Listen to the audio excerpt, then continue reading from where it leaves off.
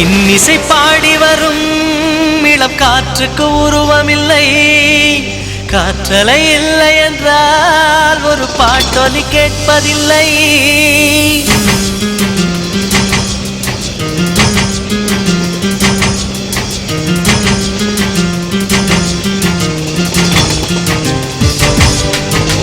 இன்னிசை பாடி வரும் இளம் காற்றுக்கு உருவமில்லை.